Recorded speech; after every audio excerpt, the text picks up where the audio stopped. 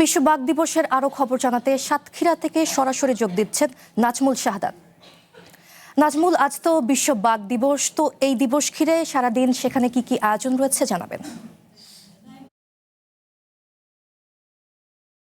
সঙ্গীতা, আপনি যেমনটি বলছিলেন, আজ কিন্তু বিশ্ব বাঘ দিবস। আর এই বাঘ দিবস বর্তমানে সাতক্ষীরা যে রেঞ্জ আছে, সামনগরের বুড়িগড় রেঞ্জে, সেখানে কিন্তু আপনার আলোচনা সভা চলছে। এই আলোচনা সভা পরবর্তী একটি র্যালি বের হবে, তারপরে কিন্তু একটা চিত্রাঙ্কন প্রতিযোগিতা শুরু হবে। পাশাপাশি আমি যদি আপনাকে জানাই যে আসলে দিনভর বলতে আজকে যে এখানে যে আলোচনা সভাটা হচ্ছে, এটা কিন্তু বন সংশ্লিষ্ট যারা আছে, আপনার সিএমসি যে সদস্য সহ আপনার বন কর্মকর্তার যে সমস্ত সদস্য আছেন, তারা কিন্তু এই অনুষ্ঠানের দিক নির্দেশনা দিচ্ছেন কিভাবে আসলে বাঘ সংরক্ষণ করা যায় বা বাঘের যে আবাসস্থল সেটা আসলে ফিরে আনা যায়। এর পাশাপাশি আমরা একটু কথা বলার চেষ্টা করব আসলে আজকে তো আসলে বাঘ দিবস, আসলে বাঘ দিবস আসলে বাঘ সংরক্ষণ ধরনের উদ্যোগ আমাদের বাঘ সংরক্ষণের ব্যাপারে সাতক্ষীরা রেঞ্জের আওতাধীন যতগুলো স্টল ফাঁড়ি আছে এবং সাথে সুন্দরবন পশ্চিম বন বিভাগের আওতাধীন সাতক্ষীরা রেঞ্জে আমরা 26 কিলোমিটার ফেন্সিং এর ব্যবস্থা করেছি, যাতে বাঘ মানুষের দ্বন্দ্ব নিরসনে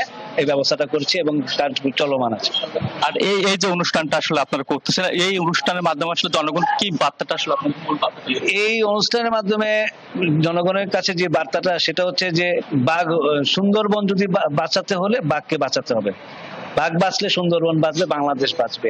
আর আমরা আমাদের সাতক্ষীরা রেঞ্জ থেকে যতগুলো টহল ফাঁড়ি আছে, আমরা প্রতিনিয়ত টহল করছি, টহল জোরদার করছি, যাতে বাঘের দ্বারা মানুষেরও কোনো ক্ষতি না হয় এবং বাঘও যেন মানুষ দ্বারা বাঘ যেন কোনো ক্ষতিগ্রস্ত না হয়, সেদিকে আমরা সজাগ দৃষ্টি রাখছি। ওইভাবে আমরা টহল কার্যক্রম পরিচালনা করি। আমরা অনেক সময় লক্ষ্য করি আসলে অনেকে বাঘের আক্রমণে নিহত হলে তার টাকাটা পায় না আসলে, আবার অনেক ক্ষেত্রে টাকাটা পেয়ে থাকে। এটা আসলে একটা নিয়মটা আসে আসলে বাঘ দিবসের উপলক্ষে যে সমস্ত জেলেদের সেই নিয়মটা অভ্যস্ত।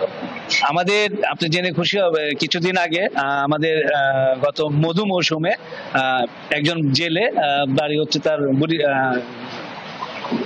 এপাশে, তো সে গাবুরা ইউনিয়নে বাবুল গাজী, সে যখন আহত হয়েছে তখন তাকে সর্বোচ্চ চিকিৎসা দেওয়া হয়েছে এবং সে আমাদের মাধ্যমে, মানে আমাদের একটা গ্যাজেট আছে, ওই গ্যাজেট অনু বলে তাকে আমরা, গ্যাজেটের সভাপতি হচ্ছেন আমাদের ইউনো মহোদয়। তারপর হচ্ছে ধন্যবাদ আপনাকে। আসলে সঙ্গে আপনি যেমনটা শুনছিলেন যে আসলে এখানে বাঘ দিবসের যে কর্মসূচি সেটা চলতেছে, আর যারা বাঘের আক্রমণে নিহত হয় তাদের জন্য কিন্তু বন অফিস থেকে আপনার বন কর্মকর্তা সহায়তা করে থাকেন। কিন্তু সবচেয়ে সমস্যা যেটা আসলে যে সমস্ত চোরা শিকারী বাঘ শিকার করে থাকেন, তাদের বিরুদ্ধে যে সমস্ত মামলাগুলো হয়েছে সেটা কিন্তু নিষ্পত্তির হার অনেকটা কম। বর্তমানে এই ছিল এখানকার সর্বশেষ পরিস্থিতি। নাজমুল, ধন্যবাদ আপনাকে। সাতক্ষীরা থেকে যুক্ত হয়ে বিশ্ব বাঘ দিবসের কর্মসূচির সবশেষ জানাচ্ছিলেন নাজমুল শাহাদাত।